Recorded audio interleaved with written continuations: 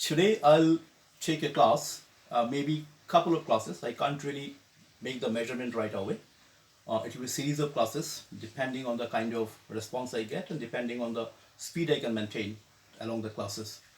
The topic that I've decided to dwell on in the first episode of that classes is Harrod-Domar growth model. It's a very popular kind of a topic, and for the fourth semester honors students in economics under Assam University, in your 402 paper, is the first unit that contains the first topic, which is the Harrod-Domar growth model. Now, to begin with, I'd like to tell you something that even though the names of two economists are taken together in explaining the model, I mean, that has been the standard practice all over the world, but actually, there are completely two different two versions actually given by uh, F.C.D. Domer and Roy Harrod. And there's a chronological difference also in the development of the theories. Harrod did it in 1939, whereas Domer developed his own kind of exposition 7 years down the line in 1946.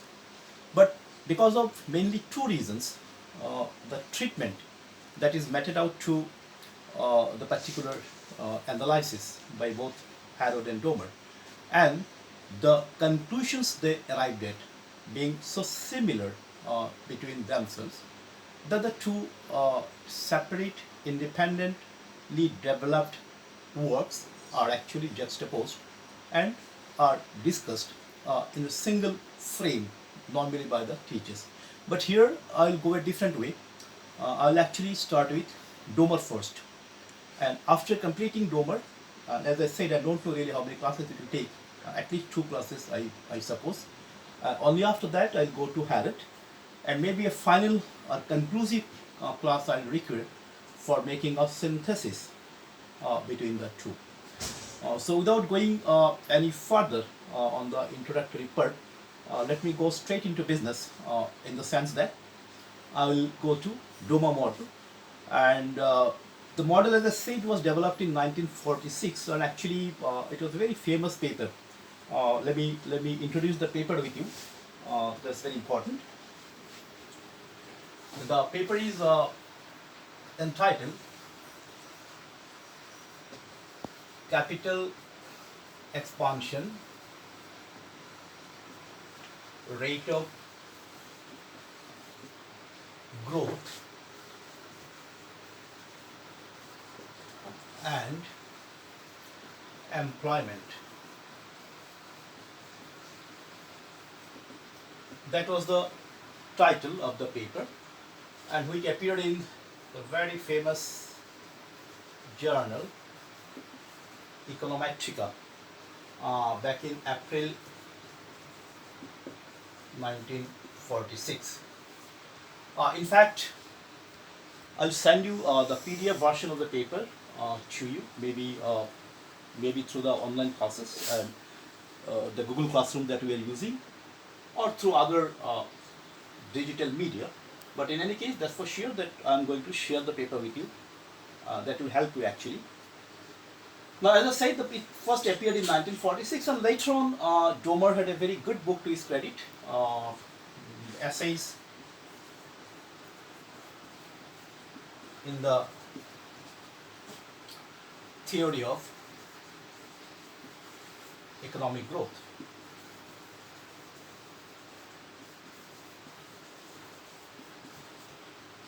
It's an Oxford University publication. I think it's of 1956. So this is the referential history of the paper. Now let me first go to the basic premises on which actually Domer developed his theory, which he claimed to be a theory of employment as well, and he actually tried to link capital expansion with employment. Now, it's a Keynesian type of theory, but far disjointed from the neoclassical formation. In fact, the neoclassical formation will find in the later classes when we will progress towards maybe with the swallow model to begin with.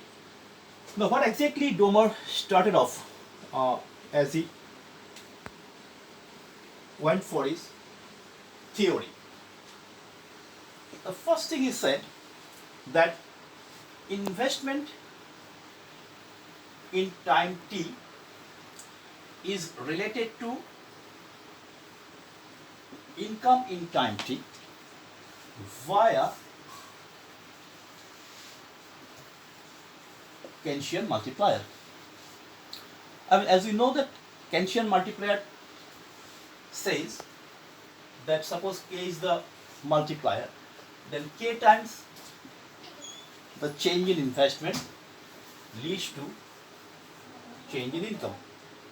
It means if we have a ratio of change in income to change in investment, then we have the multiplier, and this multiplier, as you know, is actually 1 by MPS, marginal propensity to save, and which here we may denote as small s. So this is the first very standard Keynesian premise which he picks, and I think you should not have any problem in understanding that how actually he goes about. Now, exactly where he makes a departure from Keynes and also his other predecessors, in that he says that this investment has got dual effect. Investment has got dual effects. What are the dual effects? One, he says, is the income effect. I mean, it generates income, and the other, no less important, is that investment goes on to capacity creation. Now, what does it really mean? Income generation is something which Keynes very fairly explained, that investment leads to income. In fact, as you know, the entire Keynesian theory finally zeroes in on making additional investment in order to wipe out the unemployment from the economy. And for that, actually, Keynes said that induced investments were not forthcoming in the situation. And as you know, that Keynes made his entire contribution the backdrop of the Great Depression of the 30s. So he had to rely on the autonomous investment, and means the investment from the government, the public expenditure, so to say, in today's parlance. But in any case, Keynes was successful in making a kind of one-on-one response relation between investment and income. And here, Domar merely borrows that. Absolutely nothing new in that. But the second part is slightly innovative, I must say, if I have used the right word. What he says that investment also goes on to create capacity. Now here, capacity in which sense? It's the productive capacity. Productive capacity means the capacity of making additional production.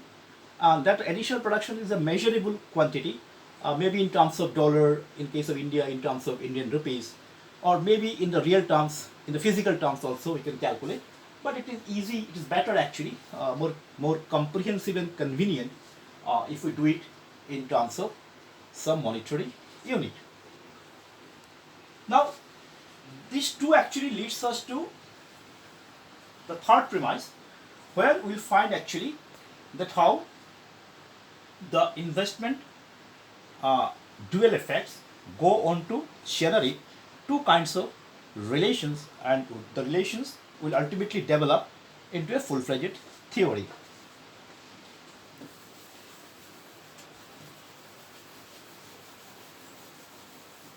To start with the income generation aspect of investment, as I have already shown, that it works through multiplier, and as you know that Keynesian multiplier is actually instantaneous. I mean, in this entire model there is no lag. Means if you make the investment in time t, then in the time t itself income is generated. Now, as we know that normally that doesn't happen. There is a gestation period in between, But Domar doesn't take into consideration that aspect. So I will sign off this class actually with the first maybe the first relation, and after that I'll go on to the second class for winding up the rest of the part. Now, as I said, that investment leads to income via multiplier process. Now, what does it effectively mean? It does effectively mean that we have got a change in income due to time, is dy by dt, should be equal to this. Means when there is a change in investment due to time, that is multiplied by the multiplier, leads to the generation of income over time. And the most important point of this, the characteristic point of this Domar's model is that it is a dynamic model. And in any dynamic model, as you know, we take t, the time, as an explanatory variable. So all variables are actually made functions of the time. So here we find that this dy by dt means the rate of change of income over time is actually equal to the rate of change of investment over time multiplied by the multiplier.